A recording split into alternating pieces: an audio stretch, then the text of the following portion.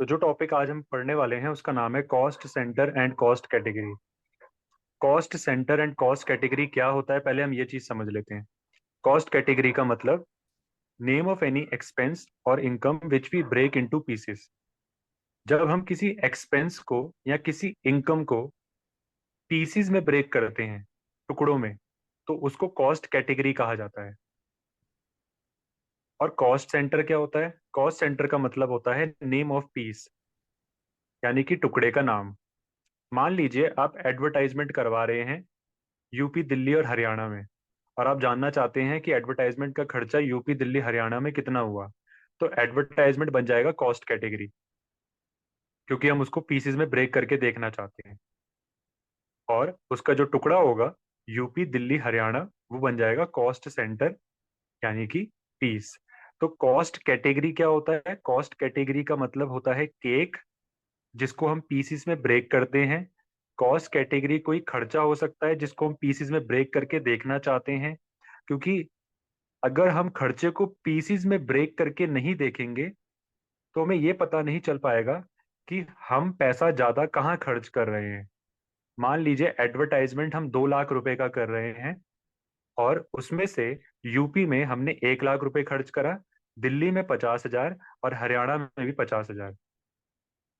अब मुझे पता चला कि यूपी की जो मेरी सेल्स है वो अच्छी चल रही है, मतलब मेरी जो यूपी की सेल्स है वो अच्छी हैं। तो मैं अपने एडवर्टाइजमेंट के बजट को यूपी से हटके हरियाणा में या दिल्ली में लगा सकता हूँ, क्योंकि मुझे पता है मेरी यूपी की सेल्स अच्छी ऑलरेडी है, तो वहां पर ज्यादा मुझे एडवर्टाइजमेंट की जरूरत नहीं है। तो जब हमें खर्चे की डिटेल पता चलती है तो हमें ये क्लियर हो जाता है कि हमारा पैसा किस डायरेक्शन में जा रहा है, और वो सही जा रहा है या नहीं जा रहा है। बस। हम cost centre and cost category का टॉपिक पढ़ क्यों रहे हैं? Why we use it? To see transaction in a detailed manner. अपनी ट्रांजेक्शन को डिटेल में देखना हमारा हक है। कोई भी एम्प्लॉयर या फिर कोई भी पर्सन अपनी जेब से अगर पैसा खर्च कर रहा है ना, तो वो खर्च किए गए पैसे की डिटेल देखना ही चाहेगा। अगर कोई माँ अपने बच्चे को भी अगर पैसा दे रही है, 500 रुपये, 2,000 रुपये, कि मार्केट से सामान लेकर आना है या फिर एक खर्चा करना है, जो भी है, तो उस माँ का ये हक है जानने का है कि वो 2,000 रुपये से बच्चे ने क्या क्या किया। अगर कोई एम्प्लॉयर अपने सेल्समैन को या फिर अपने सेल्स की टीम को एक मार्केटिंग का बजट दे रहा है 1.5 लाख रुपए का, तो उसका ये जानने का हक है कि उस 1.5 लाख रुपए का क्या हुआ। यानी कि हर एक वो इंसान जो अपनी जेब से पैसा खर्च कर रहा है, और वो बड़ी मात्रा में अगर खर्च कर रहा है, तो उसका ये पूरा जानने का हक होता है कि वो पैसा किस डायरेक्शन में कितना गया। एग्जाम्पल, मान लीजिए हम सैलरी दे रहे हैं अपने एम्प्लॉयज को, और हर महीने हमारी कंपनी में पेरोल बनता है। पेरोल मतलब सैलरीज बनती है। तो सैलरी जब हम बनाते हैं एम्प्लॉयज की, तो हमारा ये जानने का हक है पूरी तरीके से as an employer, as a businessman, कि किस एम्प्लॉय के पास कितना पैसा जा रहा है। अब यहाँ पर जो मुझे डिटेल दिख रही है कि ये सब एम्प्लॉयज हैं, आलोक, ऋतिक, वंशिका, तुषार, आयशा, सौम्या, इनको इतना इतना पैसा जा रहा है। तो मुझे ये क्लैरिटी होगी कि जिसको मैं जितना पैसा दे रहा हूँ, क्या मैं उनसे उतना काम भी ले रहा हूँ या नहीं ले रहा हूँ। आ रहा है समझ में? यानी कि जब हम पैसा खर्च कर रहे हैं और खर्चे की डिटेल हम देख लेते हैं, तो हमें इस बात की क्लैरिटी होती है कि हमारा पैसा किस डायरेक्शन में जा रहा है, और क्या हम उस इंसान से उतना काम ले भी रहे हैं या नहीं। जैसे कि आलोक की सैलरी यहाँ पर सबसे ज्यादा है, तो आलोक के ऊपर प्रेशर भी सबसे ज्यादा होना चाहिए, आलोक के ऊपर रिस्पॉन्सिबिलिटी भी सबसे ज्यादा होनी चाहिए। ठीक है। नेक्स्ट, दूसरा एग्जाम्पल है रेंट का। मान लीजिए मुझे रेंट रिसीव्ड होता है 3 अलग अलग फ्लोर से इतने इतने रुपए का, तो ये मुझे जानने का पूरा हक है कि किस फ्लोर से कितने का रेंट मुझे रिसीव हुआ। सो जो टॉपिक हम पढ़ रहे हैं वो बहुत इंटरेस्टिंग इसलिए है क्योंकि हम जनरल एंट्री करते वक्त, हम ट्रांजेक्शन्स की रिकॉर्डिंग करते वक्त केवल इस चीज पे फोकस करते हैं कि डेबिट में कितना आएगा और क्रेडिट में कितना आएगा, बस। हम कभी इस बात पे चर्चा नहीं करते हैं कि उसकी डिटेल क्या है। ट्रांजैक्शन की जो डिटेल है वो नरेशन पूरी तरीके से नहीं दिखा सकती। नरेशन जो हम नीचे लिखते हैं ना ट्रांजैक्शन की, वो पूरी तरीके से ट्रांजैक्शन की डिटेल नहीं दर्शा सकती है। ट्रांजैक्शन की डिटेल केवल ये चीजें दर्शा सकती है जो आज हम पढ़ेंगे, यानी कि cost centre and cost category. Purpose पता होना चाहिए हम सीख क्यों रहे हैं, क्योंकि हमें ट्रांजैक्शन की डिटेल जाननी है। जो बिजनेसमैन अपने बिजनेस की ट्रांजैक्शन की डिटेल जानता है, अपने खर्चे को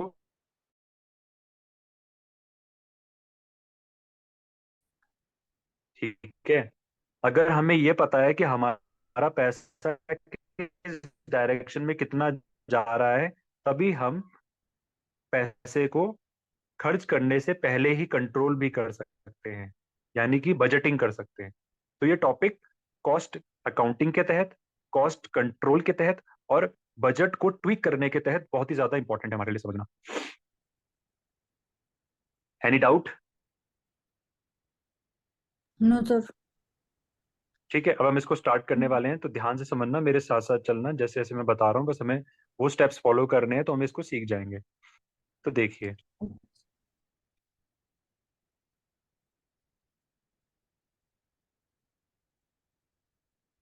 यहाँ पर एक प्रोजेक्ट है। इस प्रोजेक्ट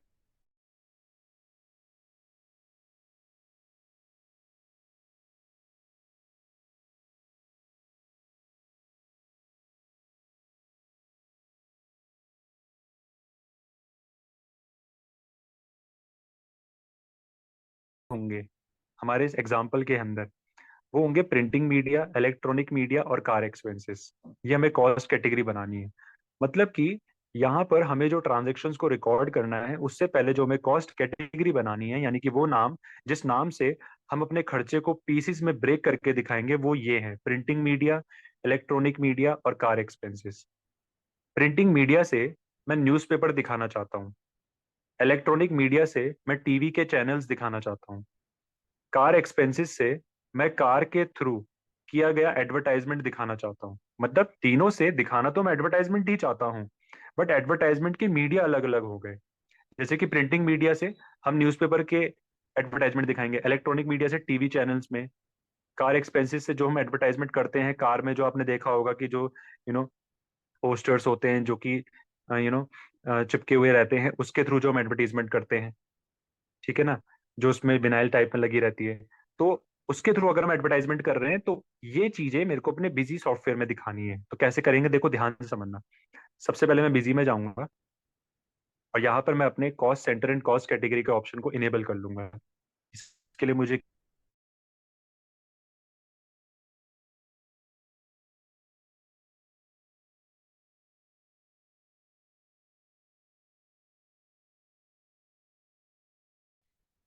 टिक करने के साथ ही यहाँ पर एक विंडो आती है जिसमें ये कहता है कि क्या आपको कैरी करना है closing balance to the next financial year, non revenue and revenue. यानी कि क्या आप अपने एक्सपेंसेस एंड इनकम्स या फिर असेट्स एंड लाइबिलिटीज के जो क्लोजिंग बैलेंसेस है उनको नेक्स्ट ईयर भी ले जाना चाहते हैं। तो आपको भी ऑप्शंस को डिसेबल करना है, क्योंकि हमारे एक्सपेंसेस और इनकम्स इसी साल राइट ऑफ हो जाते हैं, मतलब रिलेशन नहीं होता है। तो इसीलिए आपको इन ऑप्शंस को ऐसे ही रहने देना है, किसी को भी टिक नहीं करना है बेवजह, एंड इसको सिंपली ओके कर देना है। यानी कि कौन सा ऑप्शन मैंने इनेबल किया, कॉस्ट। स्क्रीन को सेव करोगे तो cost centre and cost category आपका इनेबल हो जाएगा। नेक्स्ट स्टेप क्या करना है, मास्टर्स स्क्रीन पे जाना है और यहाँ पर आपको दिखेगा कॉस्ट सेंटर, और ये है कॉस्ट सेंटर ग्रुप, यानी कि यही है कॉस्ट कैटेगरी। जो बड़ा होता है वो कॉस्ट सेंटर ग्रुप होता है, और जो छोटा होता है उसका हिस्सा होता है वो कॉस्ट सेंटर होता है। मेरे इस एग्जाम्पल के अंदर मैंने इसको समझाने के लिए आपको बताया था केक। जो केक होता है, केक को हम क्या बोलेंगे, कॉस्ट कैटेगरी। बताया था ना मैंने इस एग्जाम्पल के अंदर, जो बड़ा है वो है कॉस्ट कैटेगरी और जो उसका हिस्सा है वो है कॉस्ट सेंटर। तो केक है हमारा कॉस्ट कैटेगरी, यानी कि खर्चा जो बड़ा होता है वो कॉस्ट कैटेगरी होता है, और उसका जो हिस्सा होता है, टुकड़ा होता है, उसको कॉस्ट सेंटर बोलते हैं, यानी कि केक का पीस। बस इतनी सी बात हमें समझनी है। तो हमारे इस क्वेश्चन के अंदर जो हमारा प्रोजेक्ट है, हमारे इस प्रोजेक्ट के अंदर जो बड़ी चीज है वो क्या है, printing media, electronic media, car expenses, और जो इसका हिस्सा है वो क्या है, स्टार नेटवर्क, स्टार प्लस, नव भारत टाइम, जो कि अभी आपको धीरे धीरे करके समझ में भी आ जाएगा। तो देखिए करना क्या है। सबसे पहले हम चलेंगे यहाँ पे बिजी में, और यहाँ पर कॉस्ट सेंटर ग्रुप में जाएंगे और अपने कॉस्ट सेंटर ग्रुप बना लेंगे। हमारा जो पहला कॉस्ट सेंटर ग्रुप है वो है प्रिंटिंग मीडिया। इससे मैं अपने जो न्यूज़पेपर्स है वो दिखाना चाहूंगा। अब यहाँ पे ऑप्शन आता है प्राइमरी ग्रुप। क्या है, प्रिंटिंग मीडिया अपने आप में एक ग्रुप है, हाँ बिल्कुल है, ये किसी के अंडर नहीं आता, तो मैं इसको यस करके सेव कर दूंगा। इसके बाद जो अगला ग्रुप था वो है इलेक्ट्रॉनिक मीडिया, जिससे मैं टीवी चैनल्स दिखाऊंगा। इसको भी हम सेव कर देंगे, ये भी प्राइमरी ग्रुप है, ये भी किसी के अंडर नहीं आता। एंड नेक्स्ट आता है इसके बाद कार एक्सपेंसेस। कार एक्सपेंसेस को हम कार मीडिया भी लिख सकते हैं, और इसको भी मैं सेव कर दूंगा। तो यहाँ पर हमने कॉस्ट सेंटर ग्रुप बना लिए। अब जो नेक्स्ट हमें चीज समझनी है वो ये समझनी है कि हमें कॉस्ट सेंटर्स बनाने हैं। कॉस्ट सेंटर्स कॉस्ट कैटेगरी के अंदर आते हैं, यानी कि ये छोटी चीज होती है। तो यहाँ पर सबसे पहले हमें बनाना है स्टार नेटवर्क, जो कि इलेक्ट्रॉनिक मीडिया के अंदर आएगा। जी नेटवर्क, जो कि इलेक्ट्रॉनिक मीडिया के अंदर आएगा। अब इसको आपको ध्यान से समझना है, ऐसा क्यों, ये दोनों इलेक्ट्रॉनिक मीडिया के अंदर क्यों आ रहे हैं। क्योंकि ये दोनों के दोनों टीवी चैनल के नेटवर्क्स हैं, जो कि बिजली से चलने वाले मीडियम यानी कि टीवी में चलते हैं। इसीलिए स्टार नेटवर्क और जी नेटवर्क इलेक्ट्रॉनिक मीडिया का पार्ट है। अब देखो, टाइम्स ऑफ इंडिया, नव भारत टाइम्स प्रिंटिंग मीडिया का क्यों पार्ट है, क्योंकि अखबार प्रिंट होता है। ये तो ऑब्वियस सी बात है, अखबार हमारा प्रिंट होता है, इसीलिए ये हमारा इसमें जाएगा, प्रिंटिंग मीडिया में। ठीक है। तो अब हमें क्या करना है, यहाँ पर एक स्टेप को ध्यान से समझना है कि जो स्टार नेटवर्क है वो एक नेटवर्क है, और उसके अंदर एक चैनल आता है जिसका नाम है स्टार प्लस। समझ में आया? यानी कि स्टार प्लस एक चैनल आता है जो कि स्टार नेटवर्क के अंदर आता है, और स्टार नेटवर्क इलेक्ट्रॉनिक मीडिया के अंदर आता है। ठीक है। तो अब हमें क्या करना पड़ेगा, हम स्टार प्लस नहीं बना सकते, पहले हमें स्टार नेटवर्क बनाना पड़ेगा। ठीक। जो कि एक कॉस्ट सेंटर तो है, बट ये बाद में स्टार प्लस को दिखाने के लिए शो करेगा। मतलब स्टार प्लस लेवल 1 हो गया, स्टार नेटवर्क लेवल 2, और इलेक्ट्रॉनिक मीडिया लेवल 3। तो इस वजह से हमें स्टार नेटवर्क को कॉस्ट सेंटर ग्रुप में डालना पड़ेगा, क्योंकि ये स्टार प्लस को डिफाइन करेगा बाद में। तो देखो, कॉस्ट सेंटर ग्रुप में जाना है, ऐड करना है, और यहाँ पे लिखना है स्टार नेटवर्क। और ये स्टार नेटवर्क कोई प्राइमरी ग्रुप नहीं है, बल्कि ये एक ग्रुप के अंडर आता है, और उस ग्रुप का क्या नाम है, बताइए मुझे। इसमें से मीडिया। वो कौन सा ग्रुप है? इलेक्ट्रॉनिक जी, media. Electronic electronic media. Media. Very good. क्योंकि स्टार नेटवर्क एक नेटवर्क है जो कि इलेक्ट्रॉनिक मीडिया के अंदर आता है, इसीलिए ये रिलेशन हमें यहीं पे डिफाइन करना पड़ेगा, और ऐसे इसको सेव करना है। इसके बाद जो नेक्स्ट है, जी नेटवर्क। जो जी नेटवर्क है वो हमें बनाना है। जी नेटवर्क भी बिल्कुल इसी तरह इलेक्ट्रॉनिक मीडिया के अंदर जाएगा, और इसको हम सेव करेंगे। बस। तो हमारे दो ये कॉस्ट सेंटर ग्रुप बन गए। अब हमें बनाना है स्टार प्लस। जो स्टार प्लस है एक्चुअल में ये कॉस्ट सेंटर है, क्योंकि अभी तक हम जो बात कर रहे थे ना वो ग्रुप की ही कर रहे थे। पहले हमने इलेक्ट्रॉनिक मीडिया बनाया, ठीक है, electronic media cost centre group था। उसके अंडर एक और ग्रुप बनाया, स्टार नेटवर्क। अब बनेगा कॉस्ट सेंटर यानी कि स्टार प्लस, जो कि एक्चुअल में केक का पीस है। तो यहां पर हम बनाएंगे इसको इधर कॉस्ट सेंटर पे जाके। ये स्टेप अच्छे से समझ लेना, जो भी मैंने अभी तक किया। कॉस्ट सेंटर पे जाएंगे, ऐड करेंगे, और यहां लिखेंगे स्टार प्लस। तो जो आखिरी चीज होती है ना, केक का पीस, केक का टुकड़ा, वो यहाँ पे आएगा स्टार प्लस। अब यहाँ पर स्टार प्लस लिखने के बाद मैंने एंटर किया। अब ये मेरे से पूछ रहा है पेरेंट ग्रुप। तो अब आप मुझे बताओ कि मैं इसको किसके अंडर लूँ, इलेक्ट्रॉनिक मीडिया, प्रिंटिंग मीडिया, या कार मीडिया? बताइए। Electronic media. अब यही हमें समझना है, हम इसको नहीं इलेक्ट्रॉनिक नहीं नहीं मीडिया के, नहीं नहीं हाँ, नहीं नहीं, हम ये इसको उसमें आएगा। इलेक्ट्रॉनिक मीडिया के अंदर नहीं लेंगे, क्योंकि अगर उसके मैंने अंदर इसको एक और इलेक्ट्रॉनिक ऑप्शन है। मीडिया, हाँ, एक हम ऑप्शन इसको और लेंगे, है, स्टार नेटवर्क। हाँ, इसके अंडर लेंगे। Very good. क्योंकि स्टार नेटवर्क इलेक्ट्रॉनिक मीडिया के अंडर आता है, तो अगर मैंने स्टार नेटवर्क लिया तो ऑटोमेटिकली इलेक्ट्रॉनिक मीडिया भी मैंने ले लिया, और इसको सेव कर देना है। बस यही चीज मुझे आपको समझानी थी। तो क्वेश्चन है क्या, क्वेश्चन में कुछ भी नहीं है। सबसे पहले इलेक्ट्रॉनिक मीडिया बनाओ, कॉस्ट सेंटर ग्रुप, उसके अंडर बनाओ स्टार नेटवर्क एक कॉस्ट सेंटर ग्रुप, फिर आखिर में बनाओ स्टार प्लस। और स्टार प्लस को जब बना दिया आपने तो उसको स्टार नेटवर्क के अंदर डाल दो। तो तीनों के तीनों रिलेशन आपस में डिफाइन हो गए। यानी कि स्टार प्लस स्टार नेटवर्क के अंदर आता है और स्टार नेटवर्क इलेक्ट्रॉनिक मीडिया के अंदर आता है। बस भाई बहुत हो गया, बहुत डिस्कस कर लिया वाली बात। अब बढ़ते हैं आगे स्टार स्पोर्ट्स पे। ठीक है, अगला जो चैनल है वो है स्पोर्ट्स, ये भी ऐसे ही बनेगा। हम यहाँ पे लिखेंगे स्टार स्पोर्ट्स, एंटर, और ये जाएगा स्टार नेटवर्क के अंदर। फिर जो अगला बनेगा जी स्पोर्ट्स, ये जाएगा जी नेटवर्क के अंदर। अगला है times of India. Times of India is a newspaper. Sir तो यहाँ पे इसके भी times of India, times of India जाएगा किसके under? Okay, times of India यहाँ पे मैंने लिख दिया है, ये जाएगा हमारा प्रिंटिंग मीडिया के अंडर, और इसको भी हम सेव कर देंगे। जो अगला न्यूज़पेपर का नाम है वो है नव भारत टाइम्स। नव भारत टाइम्स यहाँ पे हमें दिख रहा है, मैं यहाँ पे लिख रहा हूँ नव भारत टाइम्स। ये भी प्रिंटिंग मीडिया के अंदर ही जाएगा और इसको सेव कर देंगे। तो इस ऐसे में रिलेशन बनाना है कॉस्ट सेंटर कॉस्ट कैटेगरी का। नेक्स्ट आता है गाड़ी का नंबर। ये जो गाड़ी का नंबर है ये स्पेसिफाई कर रहा है मेरे एडवर्टीजमेंट को, कि मैंने जो एडवर्टीजमेंट करा है कार के थ्रू, कार मीडिया के थ्रू, वो गाड़ी का नंबर ये है। तो मैं इस गाड़ी के नंबर को यहाँ पे टाइप करूंगा इधर ऐसे, ये वेस्ट बंगाल की कोई गाड़ी है WB, और ये जाएगा मेरा कार मीडिया के अंदर ऐसे, और सेव।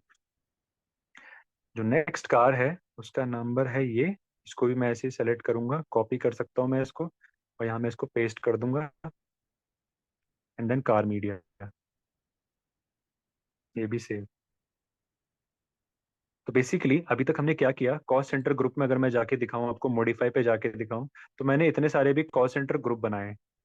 ठीक है, और फिर मैंने कॉस्ट सेंटर बनाए जो इसके अंडर आते हैं, ये। ठीक,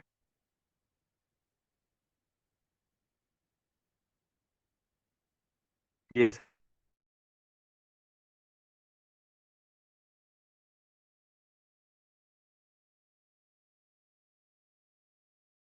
हमने एडवर्टीजमेंट जो किया है वो इस चैनल को पे किया है, स्टार स्पोर्ट्स को, वो इस चैनल को पे किया है, वो इस न्यूज़पेपर को पे किया है, वट एवर।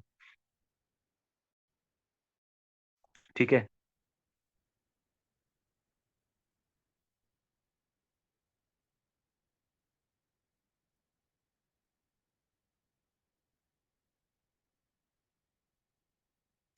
तो देखिए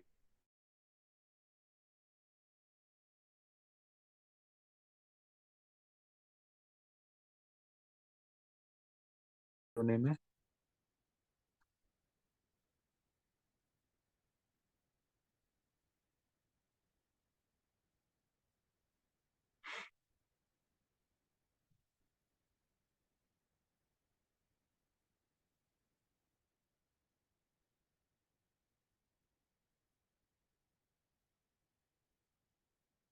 तो देखिए अब हमें ट्रांजेक्शन्स रिकॉर्ड करनी है। सबसे पहले ट्रांजेक्शन ये दिखा रहा है 1 जून को कि हमने 10,000 रुपीज पे करे हैं एडवर्टीजमेंट के जी स्पोर्ट्स को by cheque number 101204 of ICICI bank. तो इसकी एंट्री हमें पास करनी है। तो हम क्या करेंगे, हम यहाँ पर बिजी सॉफ्टवेयर में जाएंगे, एंड इधर ट्रांजेक्शन्स के ऑप्शन से पहले एडमिनिस्ट्रेशन पे जाएंगे इधर, और यहाँ पर मास्टर्स का ऑप्शन चूज करेंगे, देन अकाउंट, और यहाँ पर मॉडिफाई पे जाएंगे। मॉडिफाई पे जाकर एक ऑप्शन आता है एडवर्टीजमेंट एंड पब्लिसिटी। ये लेजर हमारा पहले से बना बनाया है, इसको हमें क्लिक करना है और सेलेक्ट करना है। सेलेक्ट करके मैं इसकी मॉडिफाई की स्क्रीन पे आ चुका हूँ। अब यहाँ पर मैं ये देखना चाहूंगा कि ये जो मेरा लेजर है ये किस ग्रुप के अंदर जा रहा है, इनडायरेक्ट एक्सपेंसेस, जो कि बिल्कुल सही है। और मैं लास्ट में इस पे F2 करूंगा, और इसको मैं ऐसे सेव दिस मास्टर कर रहा हूँ just for the checking purpose कि ये सब कुछ ओके है या नहीं है। अगर इस बीच में आपको एडवर्टीजमेंट के इस लेजर का नाम कुछ भी बदलना है, एक्सपेंसेस लिखना है, वट एवर कुछ भी लिखना है आप लिख सकते हो, बट अभी मेरा कोई इसमें इंटरेस्ट नहीं है, मैं इसको यस कर रहा हूँ। तो पहले हमें लेजर चेक करना है, क्योंकि इसी लेजर के थ्रू सारी एंट्रीज अब हमारी होने वाली हैं। देन ट्रांजेक्शन्स पे जाओ, एंड इसके बाद पेमेंट वाउचर में चले जाओ, क्योंकि हम पेमेंट कर रहे हैं आईसीआईसीआई बैंक से। Then add the voucher.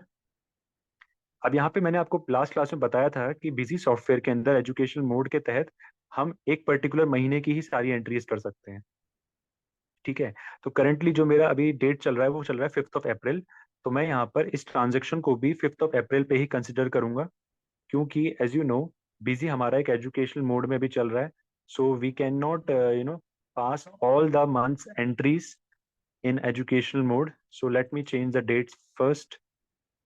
मैं यहाँ पे इनकी डेट्स ये कर देता हूँ। ठीक।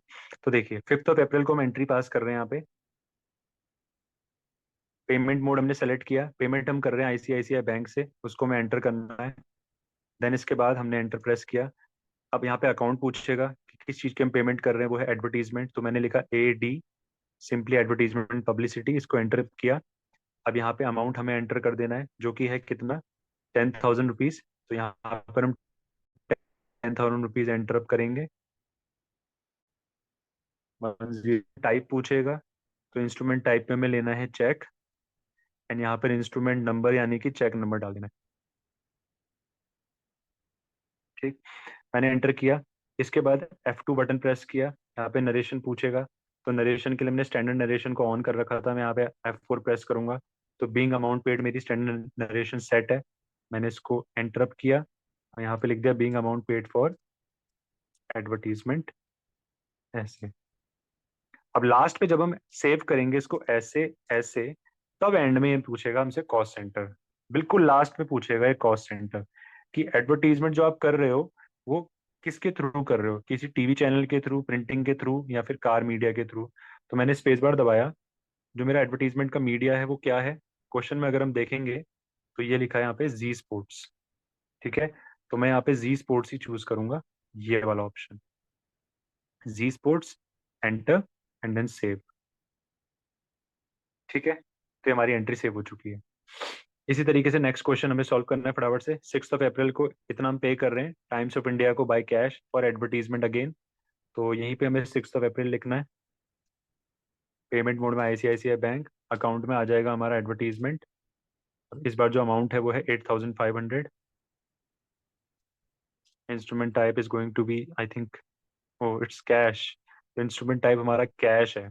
तो क्योंकि इस ट्रांजेक्शन में कैश है, तो हम इधर बैंक नहीं ले सकते, हमें यहाँ पे कैश लेना पड़ेगा पेमेंट मोड पे। सो इसको मैं एडिट करने के लिए यहाँ पे पहले बैक स्पेस से पूरा मिटाना पड़ेगा इसको, देन कैश। इसके बाद यहाँ पे एंटर करना है 8,500।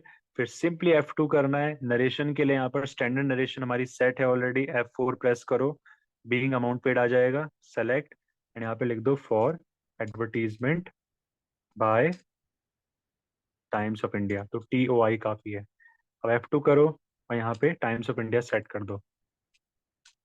इतना हमें नरेशन लिखने की जरूरत नहीं है, हम बीइंग अमाउंट पेड से भी आगे बढ़ सकते हैं, ये तो बस just for the clarity purpose में कर रहा हूँ। ओके। तो इसी तरीके से सारी एंट्रीज हमें पास करनी है। अब देखते रहो। 7 अप्रैल को हम नव भारत टाइम से कर रहे हैं बाय कैश।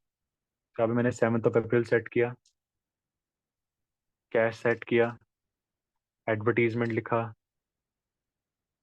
5,000 रुपीज हम नव भारत टाइम से पे कर रहे हैं इस वाले क्वेश्चन के अंदर।